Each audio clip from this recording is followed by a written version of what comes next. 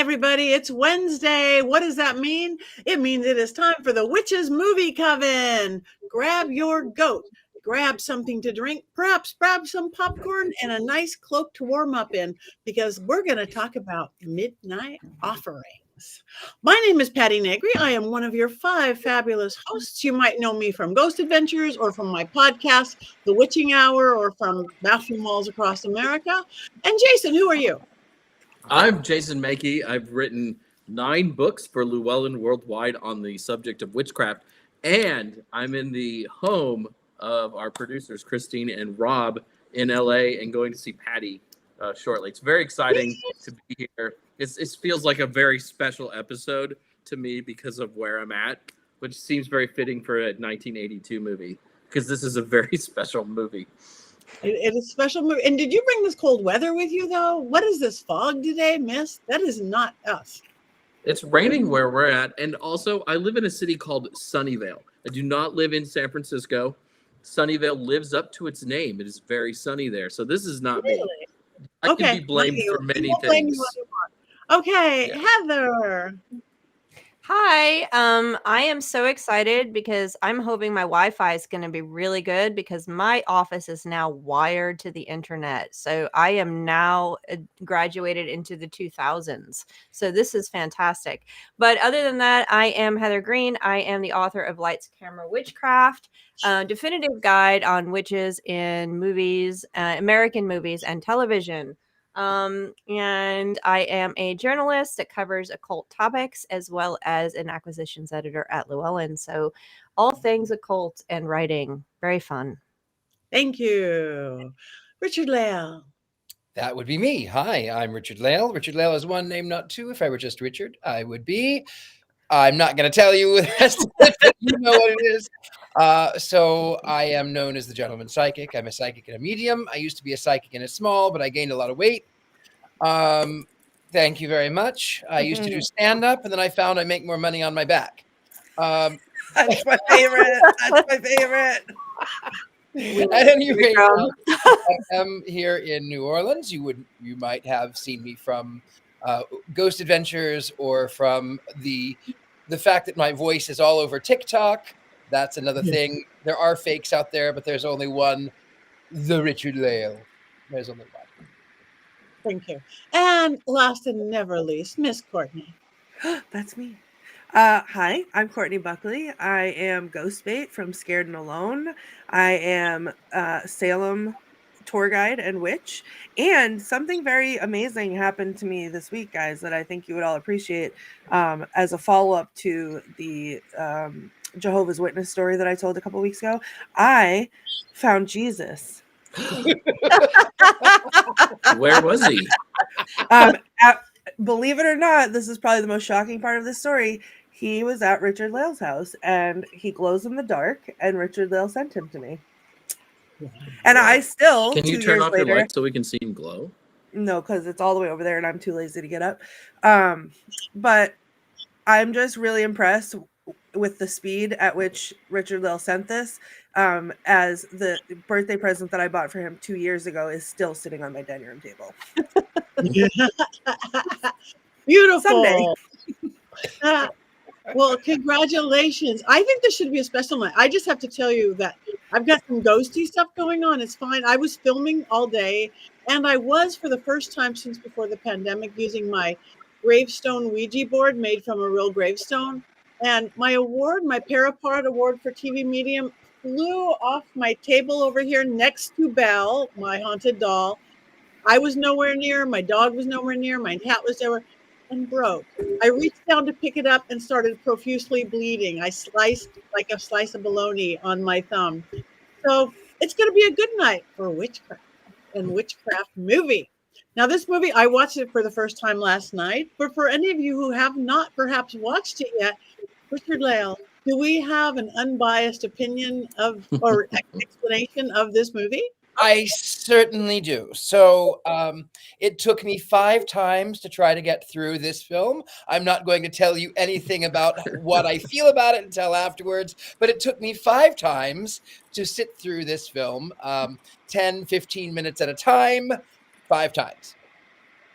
Anyway, it's a story about a young witch who moves to a new school. She doesn't realize she's a witch until she meets a bad witch, and this other witch happens to call upon no less than 5 different deities, including Satan, and all of them apparently grant her request to do crazy things, like get her boyfriend back on the team of the football league, even though he's the captain and he has the skinniest legs ever. So I don't know what kind of football he's doing, but anyway, he's the captain of the football league and he's on the team, and this new girl comes to the school and instantly falls in love with the footballer and discovers that she's a witch. And then they have a battle, and they have to be brought back to the school, which apparently there's a bonfire for whatever reason on the football field. Why is there a bonfire? I don't know. It's 1981.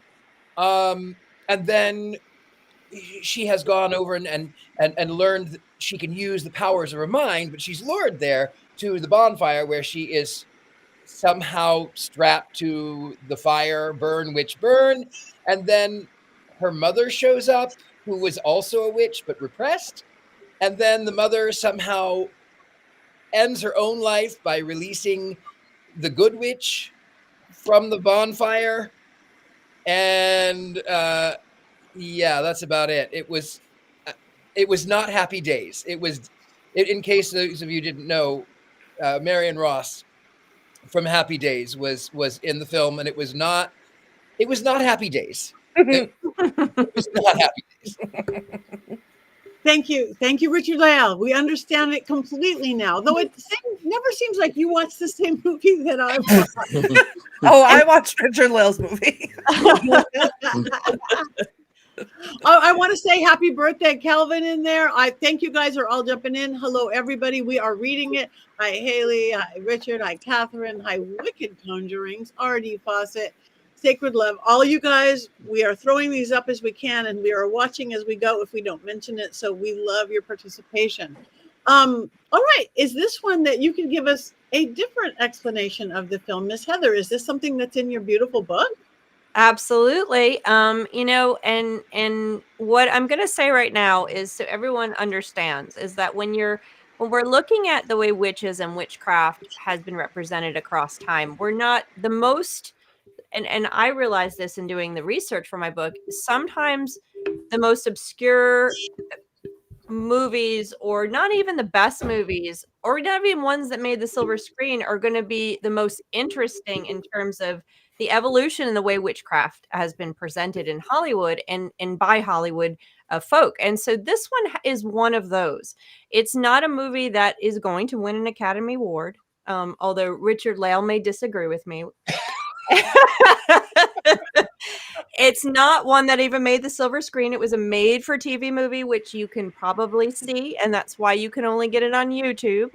It is not one that is going to win anybody, is not going to ever make anybody's top 10 list. However,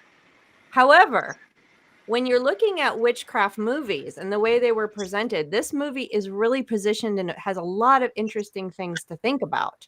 And that's why I spent some time on it in my book, not chapters, don't worry, just paragraphs. But the reason why this is interesting, there's several things we can talk about. First of all, this is one of the last movies in the first wave of witchcraft films. Okay. During that period of time, during the 70s, was the first time we actually saw movies interact and merge with the modern witchcraft movement. So it's the first time we start to see the language that you actually might recognize in a witchcraft circle. Even if it's not placed in the best way, it's still there. You heard the word blessed be in this movie. This is one of the last ones. It's not the first one in the 70s, but it is one of the last ones before the satanic panic takes hold and we move away from it. So over this period of time, from the late 60s through the 70s to this period, we see consistently witchcraft language, modern witchcraft language, things that as witches we might recognize, infused, even if it's not perfect, even if it's not great, even if it's not used narratively in the best light, we start to see it. So this is one aspect of the movie that's interesting. The other aspect of this movie that's interesting is that this was the later part of the 70s is when we saw the witchcraft teen films. The witchcraft teen films, mostly horror, 99% in this case horror, although you see some later that are different. Witchcraft teen movies are pretty much high school teen movies with a witchcraft bent, mostly horror, like I said. So Carrie really started that off. And then you see a bunch of them made for TV movies. You have The Initiation of Sarah. You have Satan's School for Girls. Actually, Satan's School for Girls is earlier, but it's still the same premise. You have a great Wes Craven movie called Summer of Fear. Really, really fun to watch, Wes Craven. You have The Spell. You have a series that Carrie set off. This is the last one. So this is the last one in many ways. And then we don't really see this genre. We don't really see this entire piece of what we're seeing, the narrative, the witchcraft, the horror, all this stuff until The Craft, and including the infusion of real witchcraft. We have Teen Witch, which is more of a comedy, romantic comedy that happens in the 80s. That's not the same thing. Partially not the same thing. It isn't until The Craft we see this again. So I like to call this film a proto The Craft. It's an early version of The Craft. It has similar setup. It has similar issues it's dealing with, who's popular, who's not, social high school, who has power, and there's a lot of other things to talk about with regards to how witchcraft is represented in this film. So there's lots of fun stuff to talk about, no matter whether you liked it or not. There's a lot of really interesting witchcraft stuff to talk about in this movie, which is why I always recommend people watch it. So I will leave it at that. I will add that the main character was Melissa Sue Anderson. Is that right? Melissa Sue Anderson was in one of my favorite shows as a child, which was Little House on the Prairie, and I believe Mary Beth McDonough that's she was in The Waltons. So the characters. So somebody, I was reading. Minx Hag Repairman was on WKRP in Cincinnati, who was also one of the other guys. The great Gordon Jump. So you have so many recognizable actresses and actors in this that are fun. And I'm going to tell you, I love me some Little House on the Prairie. So I was always happy to see, that was pretty cool. So anyway, moving on. I'll give my opinions later. I'll talk more later. Someone else go. Courtney, I hated this movie. I will give my opinions now. As someone who was made in the 80s, I feel uniquely qualified to say that not everything that was made in the 80s was great. This being one of them. I feel like if I was Jason. Wait.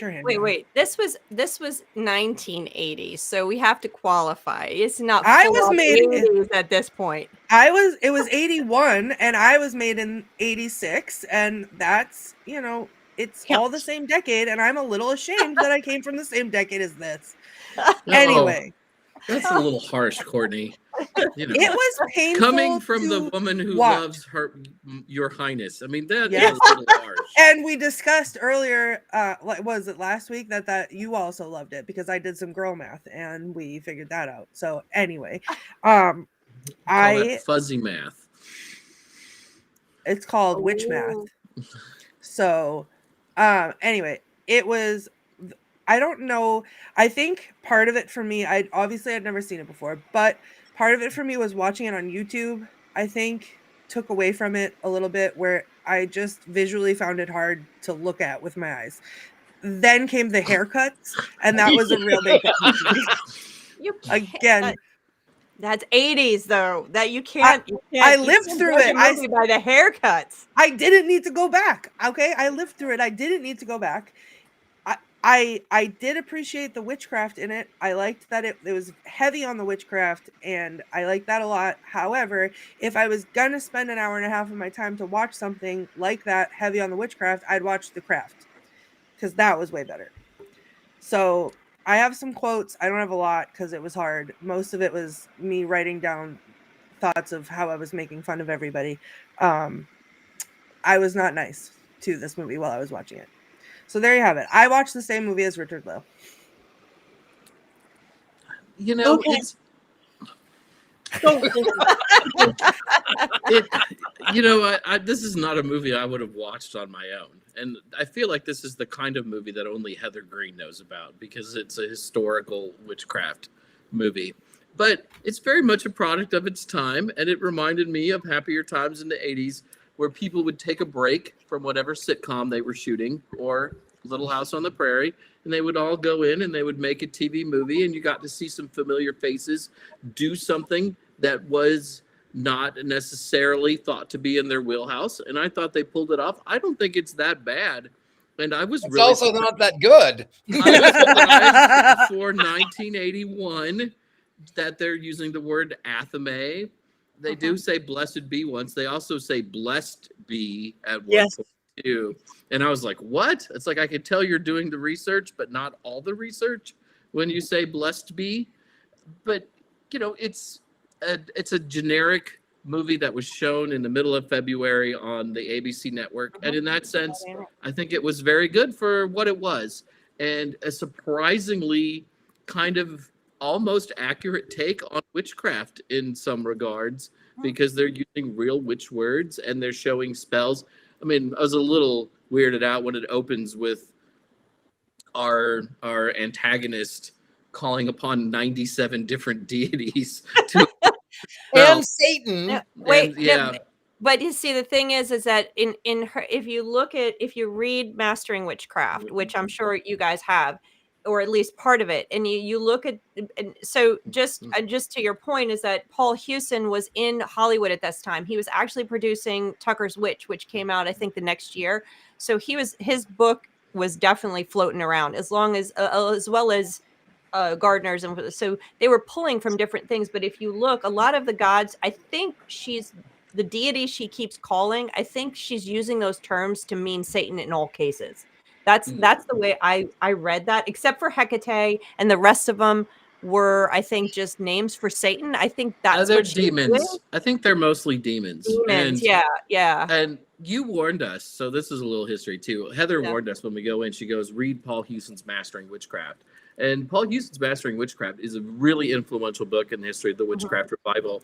It came out in 1970, and it was published by a major publisher, unlike Gerald Gardner's books. So it was very easily available. And it had the first things that we would really recognize today as witchcraft. There's a little bit of the charge of the goddess in it. There are deities that are familiar to us. There's also a lot of things that are very, very different in some regards. But I would really say it's sort of the first modern witchcraft primer, like how-to book that had ever been published.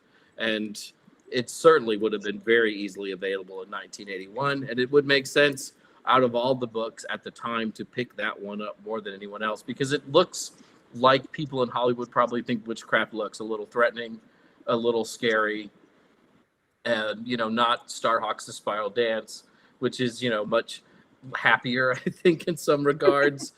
Mastering Witchcraft with the word warlock on it too, probably plays into those things that Hollywood is expecting witchcraft to be.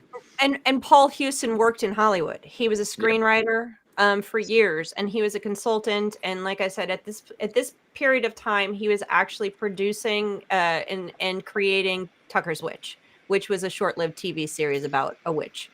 So this was about the same time. So he was very present. So his book definitely would have been available to screenwriters. He probably was passing it around, So and you could see it. He talks about by Barabbas, by Satanas. He has the words that they use in his book. His book you can find in a lot of 70s. But yes. And Kelvin makes a point too. Ironically, she pronounced Kernonos wrong. I heard that while I was watching the movie. They're trying to say Kernonos, and they say Sir Nunos or something like that. And I was like, how did she pronounce it? I thought of you immediately, Jason, when she said it. I was like, oh my goodness. Jason's gonna be all over that. It was not with the hard C. It was with the S. So yeah. But because I just thought that was some whispering. Yeah. I had a hard time following through. I had a hard time, even beyond the mispronunciations. I had a hard time. I turned it on and I would go, okay, I'm going to do this. I can do this. I can do this. I can do this. I can do this. Oh crap. I can't. Yeah. Was it the haircuts? I mean, the haircuts were bad. I could deal with the haircuts. You know what, though? The thing is, where all of these people were from all of these television shows, it should be noted, I also couldn't stand them on the television shows. So I didn't like Little House on the Prairie. I couldn't stand Happy Days. Mrs. C, come on. I didn't like them. I didn't like it. And I thought it was hokey. I thought it was just hokey. And there was no, there he is. There's WKRP. So I never actually watched any of the shows that these people were on. And I thought the whole thing was, I thought the acting was horrible. I thought the hair was horrible. Thank you. I'm just so used to looking at Jason's luscious locks that true. A subpar haircut does not do it for me. I do think that the criticisms of the hair are justified and reasonable. I was horrified by the two main actresses' hair in the film. I mean, I grew up during that era to some degree, and those were not good hairstyles then. They're not good hairstyles now. And they are distracting, especially at the beginning. You know, show some pride in your hair. Or just cut it all off. You know, those are your two options. And that's fine, too. I'm going to go next. My issue, I had fun with the witchcraft. It was like, oh, wow. I mean, to open up with somebody going, Hecate, I work with Hecate, so somebody going, Hecate, oh, this is fun. And then I didn't get all the mumbly misconnunciations along the way.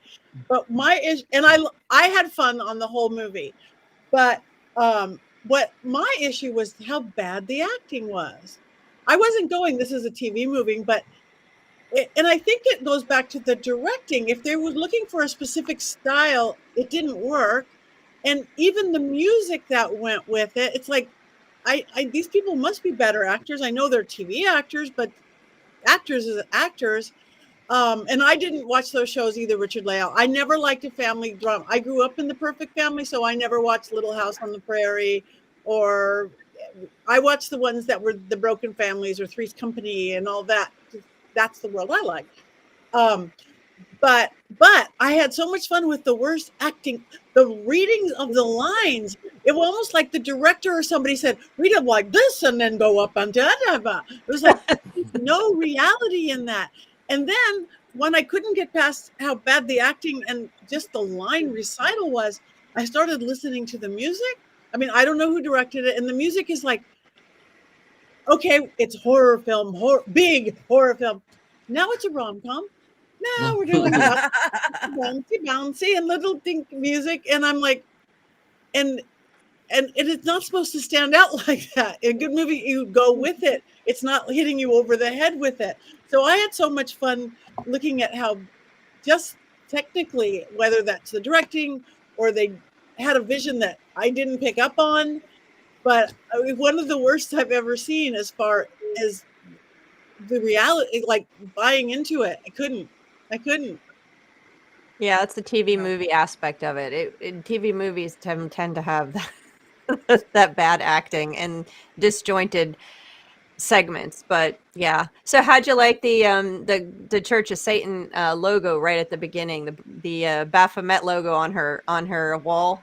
It starts out, it hits you hard. You got everything. Hat, the candle, everything. Church of Satan in the background, the fire. You got all the things, the pins, the whole. It opens up full on every single thing about Jesus is upside down. Unholy. She even had a goat. She had a goat. Yeah. She brought a goat to the football team. Yeah. Right? That was her goat. The only other stereotype she could have been is if she wore a leather jacket and dated the guy on the motorcycle and not the cheerleader captain who dated the football captain. Mm-hmm. So here's another interesting thing about this. So witchcraft, I'm going to keep bringing interesting things because as bad as this movie might be to y'all, it has so many interesting little tweaks about witchcraft. I like So the other big thing is most teen movies that have a witch in them. Most of these witch teen movies, the witch is an outcast. The witch is somebody like Carrie, for example. She is initiation of Sarah, all these various things. The witch is the outcast, okay, who then wants to become normal or can't fit in. So this movie is kind of like Carrie meets Mean Girls, and the witch is Regina George. So the witch is and if you don't know what I'm talking about, go watch Mean Girls. Regina George is the head of the cool girls. She's mean, she's nasty. So this is like the witch is actually the popular girl, and that is different than most witch horror teen movies. On Wednesdays we wear black. There you go. That's on Wednesdays we sacrifice a goat. So you don't often see that. So like in All Cheerleaders Must Die, the witch is the outcast. In The Craft, the witches are outcasts. Almost every teen movie they are. In this case, you have the witch as the popular girl, as the Regina George character. So that's an interesting twist on. The witch is usually the outcast unless it's a boy band group. Well, Yes. then we talk about the Covenant. That was, I'm a big fan of In Witch. They're amazing. Courtney, I need a moment. Oh, Patty too. Can we watch that again? We can. It's cold, and I need to heat it up in here because it's cold out. Thank you, Richard-Lael, for that delightful and delicious memory. We got more where that came from, Courtney. I can put some on the list. Let's do it. Please do. All right, Heather. My opinion? Mhm. I think I've given it. I think as I agree with you guys, the acting is not there.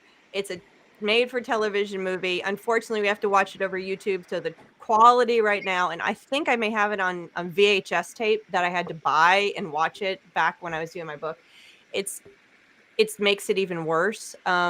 I think I would have enjoyed it if I had been old enough to watch it at the time. I don't mind the hair because the hair was just bad back then.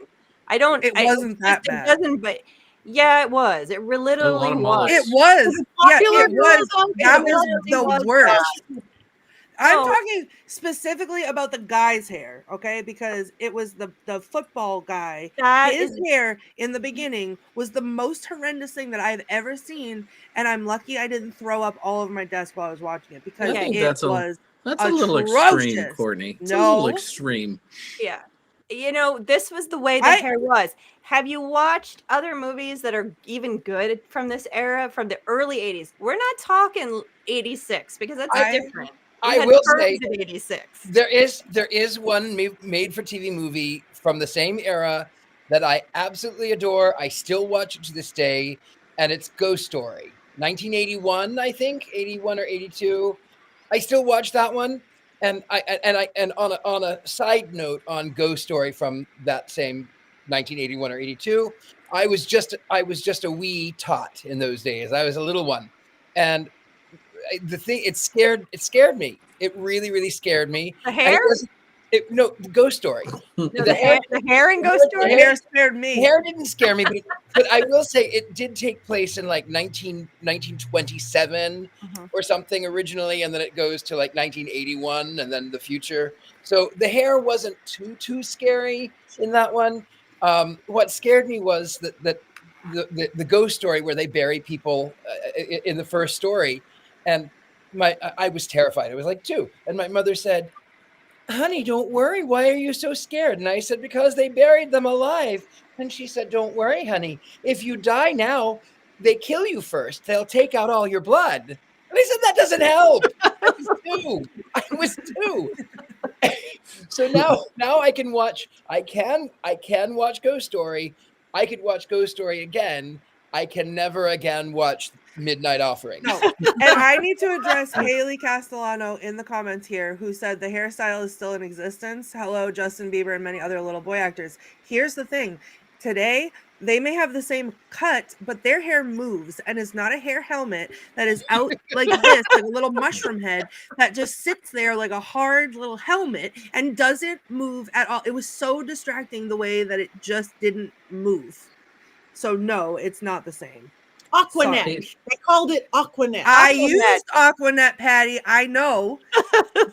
It was still terrible. Well then. Even by mentioning the name, even by mentioning Aquanet as a name, I can smell I can it. smell it. Yeah. You can smell it. Yeah. Wait. I think Yeah. I used to inadvertently get high off of Aquanet. So for I sure. know. But So it barring was the hair, terrible. which did not bother me, I love this movie, not because it's, like I said, gonna win awards or there's problems. Yes, it's not the best. I agree with Richard-Lael and Courtney's. I understand why you guys are fighting it, but I there's something about it I just love, and I think a lot of it has to do with what it's trying to do in the way it's representing witchcraft, and it's just remarkable moment that it did, and the things it did, not necessarily right, but the things it did that no other film were doing for me. So I think my love for it is more of an academic, intellectual, witchy thing than it is like just sitting back. And I'm not going to sit back and kick up and get popcorn and go, hey, a family movie night, midnight offerings. No, that's not happening. But I do think, and the other big thing about this movie, and I haven't even mentioned, is 1981 was the year that marks the beginning of the Satanic Panic. Now, you can't really mark the beginning of the Satanic Panic. It's a movement. It started in the 70s. But 1981 was when the court case began against the daycare center in California, which is largely considered the beginning of the Satanic Panic. Okay. So you have that happening in 1981. So this really is one of the very last witchcraft films like this before we enter a totally different phase. The end of which interest in witchcraft in this way is really around 1981. And then we move into the Satanic Panic. We move into different witchcraft films until the next phase of witchcraft movies, which is when we're full on in the Satanic Panic. And it's all about evil women who are trying to corrupt society and all the men in their lives. So that's later. So this is really the last one we see until The Craft that has real witchcraft in it. I think. Oh, go on. I just think there's something powerful about seeing Mrs. Cunningham from Happy Days as a good witch. She's the good witch. There's bad witches and good witches. Yep. So it's not all negative towards witchcraft. And she's like, hold this stone, it will protect you. And I know saying, that was so blessed cute. be. And yeah, and now I finally know why her children got dates, because I never thought they were that good looking. And then, he was a witch during the Happy Days era too or something. So I thought that was charming, and I loved that there was I assume she was probably like the old Wiccan lady on the corner who was positive, right, and doing things, and she was saying do real magical things, like I need some of her hair, right, to do this spell and stuff, and and then it breaks down and it gets crazy at the end. But as a historical curio, I really thought this was fun. And also I got to do my best Patti impression because I was reading it on my phone, which I have never watched a movie for this show on my phone. So it was like a whole different world because, it grows on YouTube. you. It does. It's a different way. Yeah, exactly. This wasn't one you're going to miss the cinematography of by watching it. No, there was no cinematography. No, there was no cinematography. Except the close hair. moments in their eyes when they were acting, and you felt it. There was no hairstylist either. I need to bring it back to the hair for a second. Wait, RD Fawcett in the comments. I was distracted. Heather, what you just said, that whole thing, I was trying so hard to because that was so important and it was so interesting, but I was giggling because the broccoli cut. I'm a barber, and that's what we call that miserable hair. And Which now one? all I can. Right. No. Which is the broccoli cut? I'm assuming the football guy, because that's all I can picture now is that man with broccoli on his head. And now I've changed my mind. I can tolerate the hair because I'm picturing it as broccoli. But that comment, I just want to thank that because that was amazing. It's a reminder to eat your vegetables. It Oh was my a public service announcement in addition to being a witch film. It was. Yeah. I'm going to tell you something real honest, and this may come as a shock, but I would have rather watched The Witch That Came from the Sea than this. We can make that on the list. We can put The Witch That Came from the Sea on the list. Wait till you see Necromancy next week. It's from that era. Oh no. Oh no. I think I'm sick. I don't know if I'm going to make it. Let me check out the hairstyles first, and then I'll take my temperature and I'll see where it's at. We needed some movies that had historical witchcraft in them. I mean, historical witchcraft as in modern historical contemporary witchcraft, not as historical witchcraft meaning 14th century. So yeah. She's a witch. She's a witch. That's historical witchcraft right there. I like the 14th century witchcraft. Me too. We needed a little modern stuff happening, so we see that here, which is why this got on the list, because it's very interesting. I was surprised. I had to watch a lot of movies, guys, and a lot of witch movies, and let me tell you, this was not the worst one. There are far worse ones, and I'm happy to bring them to your attention, and we can watch them. And Okay. I think we'll have 5 blank screens. We're not coming on tonight. Forget it. Lights Heather, out. I'm sorry for what any of us ever did to offend you, that you would threaten us with something worse than this. Oh no. I don't even think this is. Richard-Lael. We've actually already watched ones worse than this in my mind. I don't think this is Richard-Lael. even Oh, close Richard- to the worst Turn his film lights we've ever off. seen. I turned my light off. Turn his Because light off. I can't imagine any film being worse than this one. Oh, well, let me just. That's a challenge I accept, Richard. No.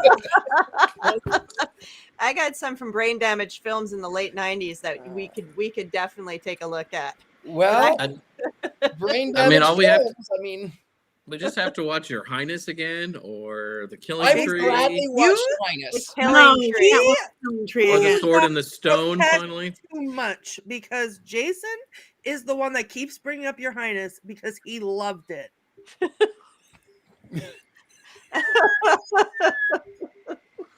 Yeah. All right. Yeah. Jason, Oh. and your rebuttal on that? well, See, he doesn't. Yeah, no silence. I'm not surprised. just a failure on every level in that film. And I love. I'm Danny turning McBride. my light on. I love I'm Danny turning, McBride. I don't have a light to turn off tonight. I I'm feel turning it on. I feel unarmed in this show. All I can do is put my thumb over the lens. It's just not the same as turning the light off Not the and same. express my discontent. All right. now- Well, Now Rob is like walking through their place and turning lights off for me, but he can't. It's not enough. He's trying. He's trying. like you're camping. You're camping. You're having to rough it a little bit. It's rough. It's been tough. So on that note, while we have you, do you have the Mankey minute moment? I was traveling today, so I'm not sure that it's actually done, but I'm gonna read what is here. That It can't be worse than the haircuts. So it's true. Or the acting, or the music. or It the is movie. bad. Tonight on ABC, it's all your favorite stars. That girl from Little House on the Prairie, you know, the other one who wasn't the star. And Teresa and Bill Bob from America's Hill People, the Waltons. And let's not forget Mrs. Cunningham from Happy Days and the general manager of WKRP, the big guy himself, Arthur Carlson. Together, this wacky group of TV favorites will fend off goat attacks, raven attacks, and most menacingly of all, house cat attacks. It's witchcraft like you've never seen it before when Patrick Cassidy, the other Cassidy to the more famous brothers Sean and David, falls head over heels in love with a new girl at school after knowing her for just 60 hours. This committed, not at all desperate seeming couple will have to overcome a scorned witch, the seventh daughter of a seventh daughter, and one of this century's only Hecatite witches. Hecatite, it's the most powerful stone on a witch's altar. And you know the saying, hell hath no fury like a Hecatite witch scorned. Yay! Yeah. There's a On lot of fun topic, You If could have she's done the a lot of seventh- fun stuff with those silly witchcraft misnomers and Heck- mistakes that they might. Hecatite. I forgot about. Hecatite is amazing. If she's Like- the seventh daughter of the seventh daughter, where are her sisters? They're all. She's the youngest, and so all of them are in college already. They mention that. Although her dad's obsession with her is a little on the creepy side. That did is not- a little. it was And then like creepy. her visiting him during work and stuff, and the mom's like, "Why would you do that? Why would you go see your dad?" It felt like much more sinister. Well, than if she maybe it wasn't was. my daughter. There was a lot of, but daddy, no. I didn't like it. It made me uncomfortable. Yeah, that was a little weird. You don't have to put Um, my face. I just yelled that. So And the mom was the seventh daughter as well. Yeah. And that's a folk tradition. The seventh child of the seventh child is supposed to be clairvoyant and magical. That's actually a legitimate folk tradition. Absolutely. One of Iron Maiden's best albums is Seventh Son of a Seventh Son. There you go. There you go. Yeah, that was a very talented cat. The best acting, I think, was the cat. You know, we have to talk about when animals attack in this movie, though. I mean, because Mhm. there's three different parts. Like you have it's the crow or a raven attacking the house Oh, cat. that in the car, the Yeah. raven. Yeah. Raven. And the goat, and then the goat at the end. I laughed out loud when the cat attacked. I mean, it was so cheesy and so terrible. And the bird in the car, and they're just all swatting at it. Yeah, I mean, it was really bad. It was really bad and hilarious. I mean, that's like half Wands Up just for the animal attacking. I mean, because you'll never see anything like it anywhere else. We just were missing an owl, I think, and maybe a snake. And then we would have had No. all the witchcraft animals all in one. Oh, Yeah. Courtney quotes? I have a couple. It wasn't a great quotable movie, was it? It was Courtney? not. Here's the thing. It was not. And then I was distracted. I did write some quotes down, and then I was distracted by making fun of them instead of taking down quotes. So do not expect a lot from me from this.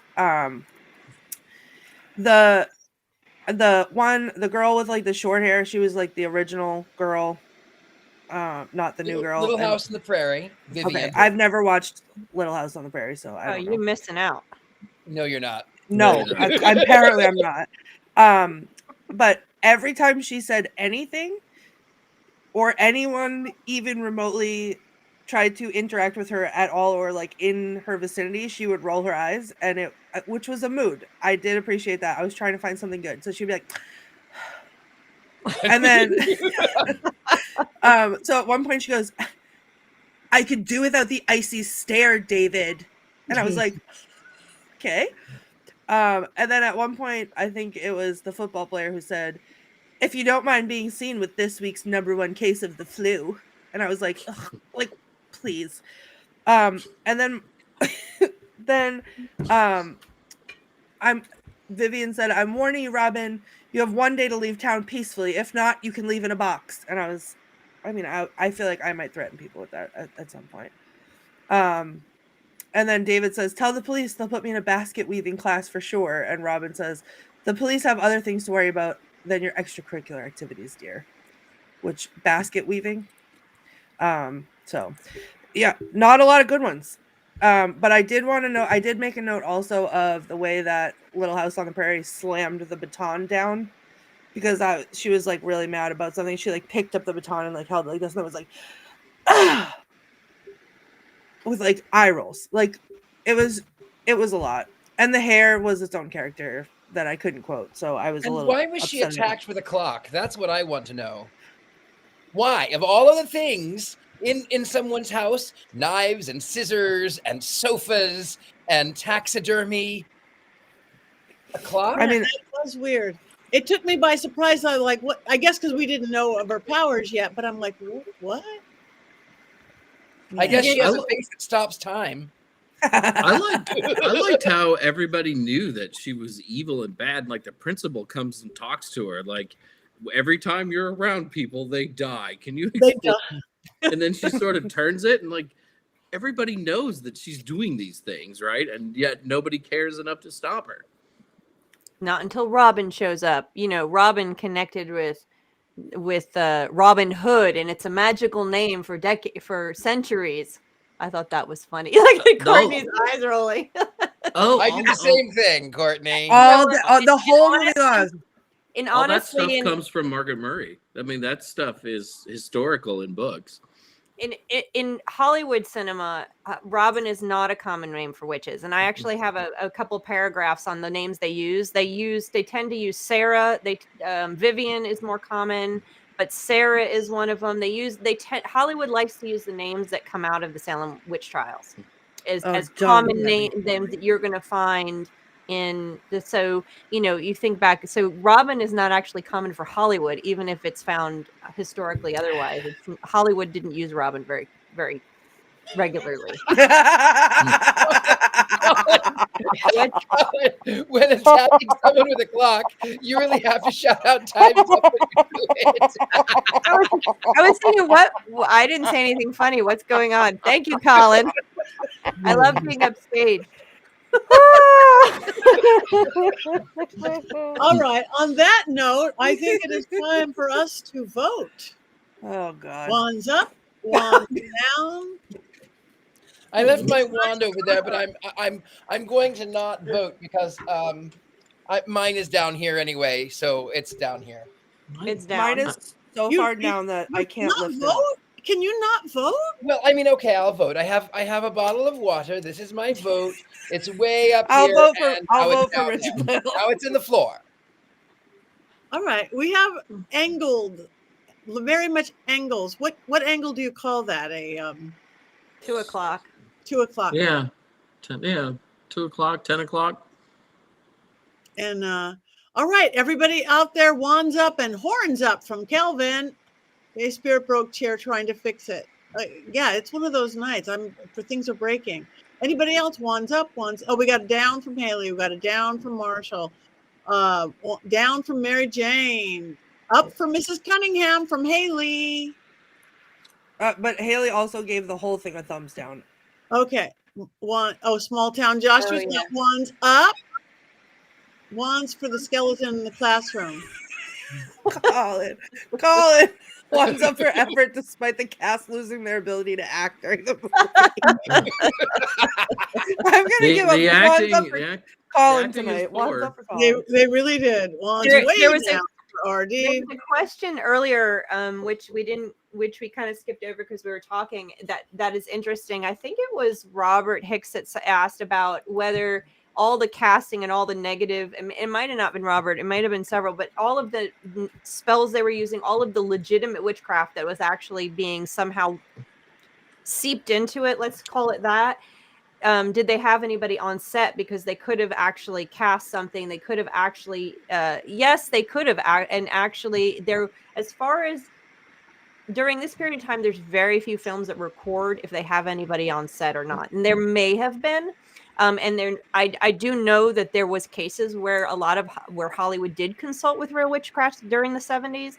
Whether there was someone on set actually trying to do protective circles while they did this or help, most likely not. It isn't really until the last 5 or 6 years that you see that level of interest. We have consultants starting in the 90s for real.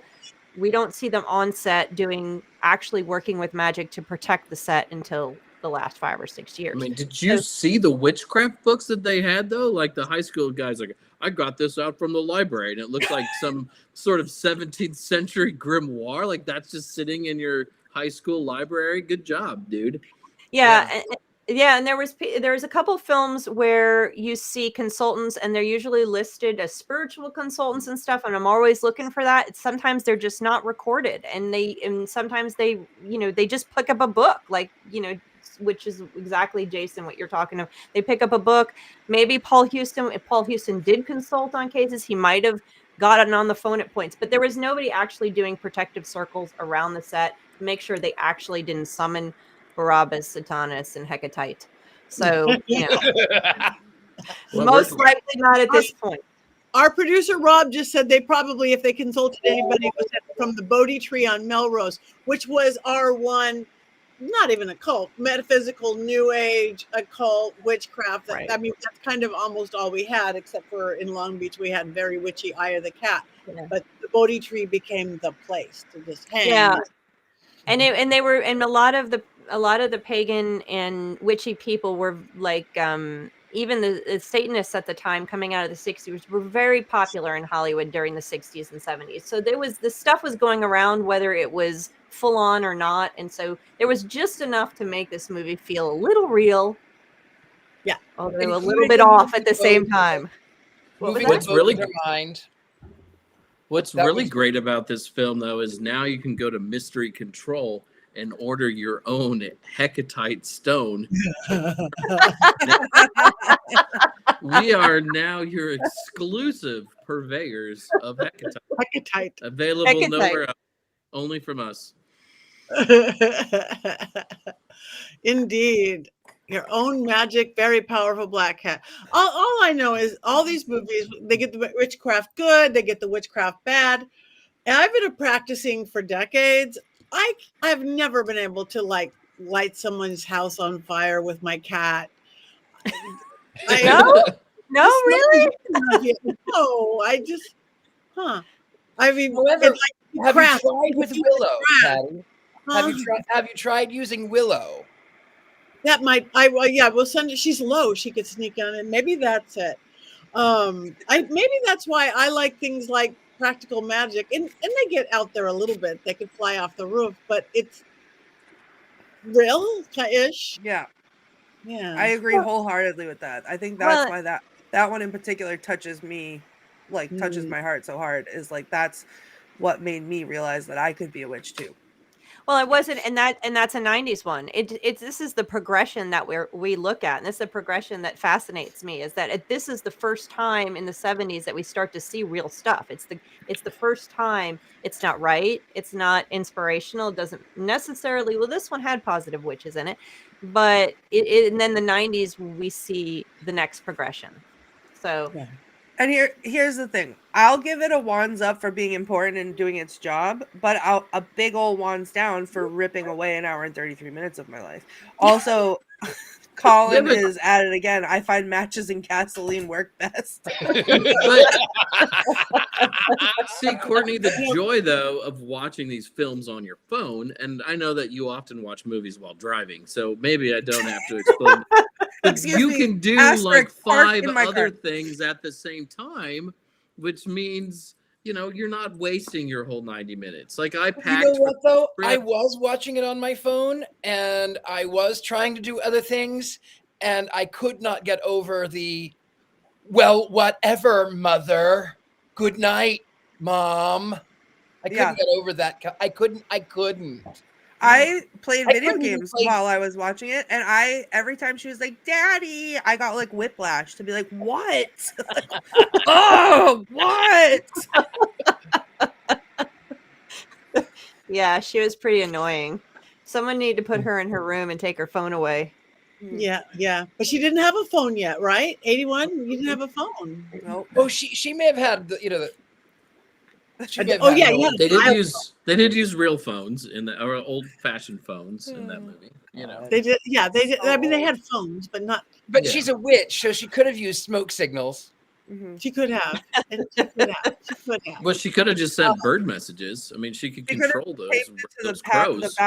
She could have taped the message to the back of the clock and sent it away. I think Christy Cragen is sorry if I pronounced your last name wrong, but I think you're speaking truth right there. Her daughter talks to her like that. I think that's something that all moms of teenagers will understand. So the rolling of the eyes and slamming of the doors and all that. Yeah, that's real. She was ruthless to her mom too. Like, I don't want to end up like you. I'm going to use my powers and get out of this like crappy house and all that. And such a teenage dad sucks. She was terrible. She's terrible. Go back to that little house on the prairie. Get the hell out of here. You're mean. Go churn some butter. Yeah. Just take her cell phone away and her hair dryer. And her Aquanet. And her Aquanet. My hair issue was more with her than the boys because the popular girls got to have good hair. The most popular girl, the cheerleader in school's got to have good hair. And she did. I had a problem with everyone's hair, fairly.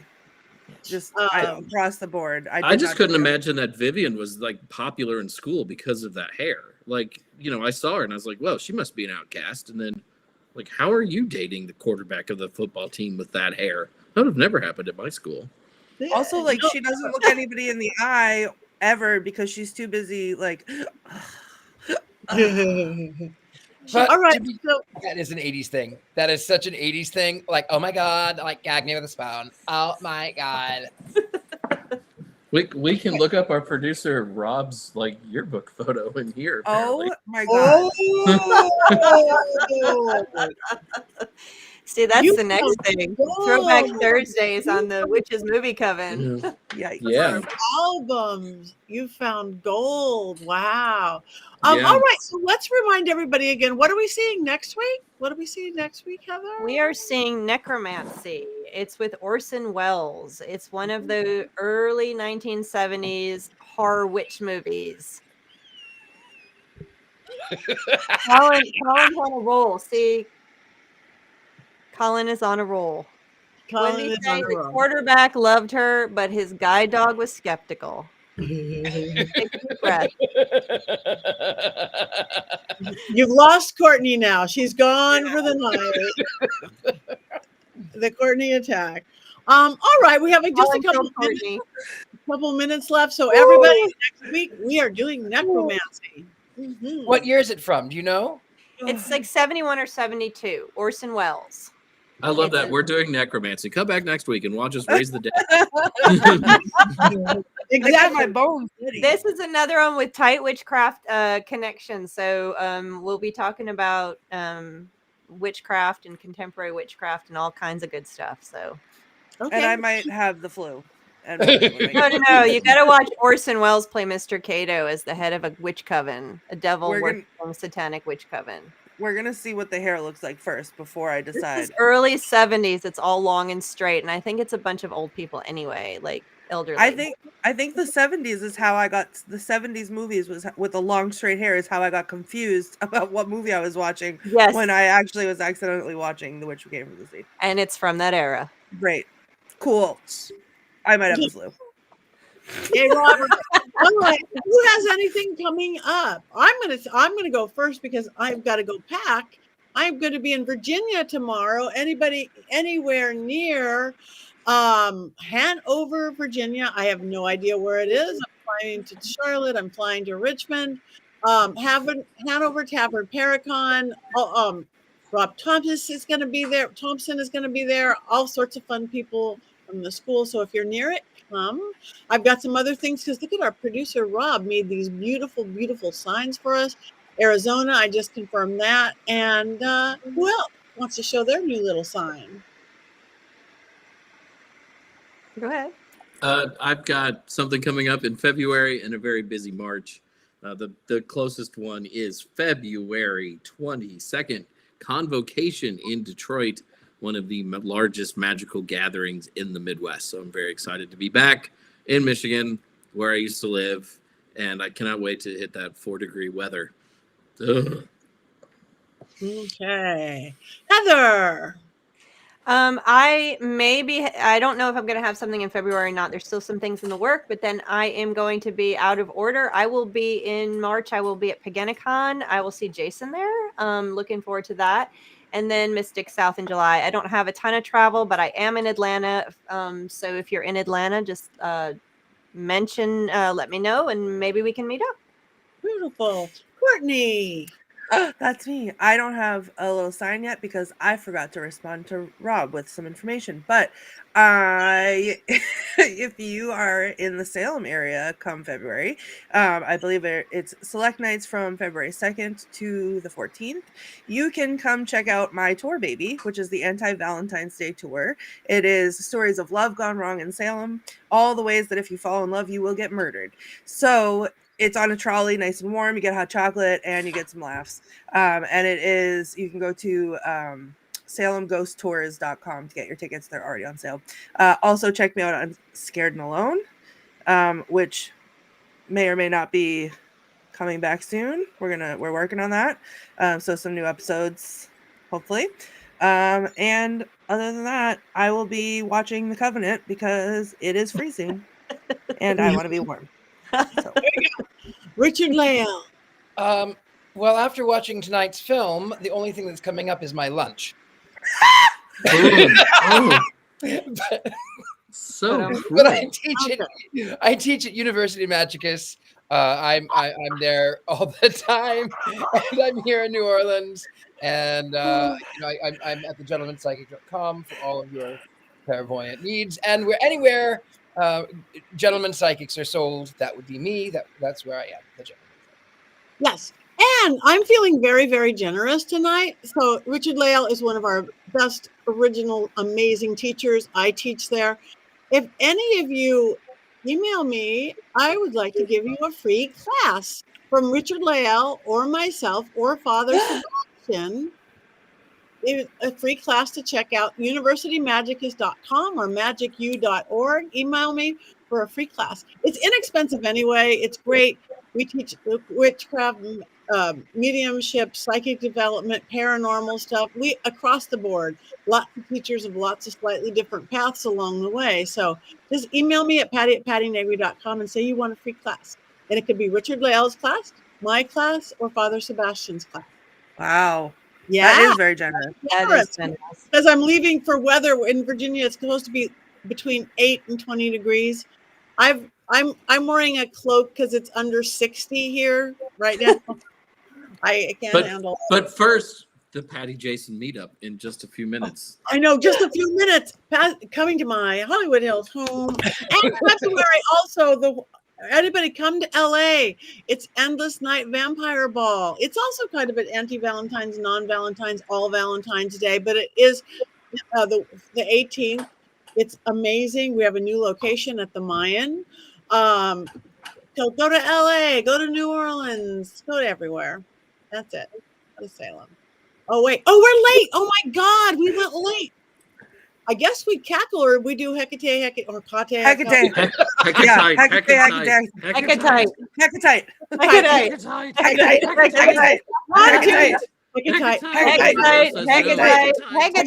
even say it. I can't even make myself say it. I'm just going to do this.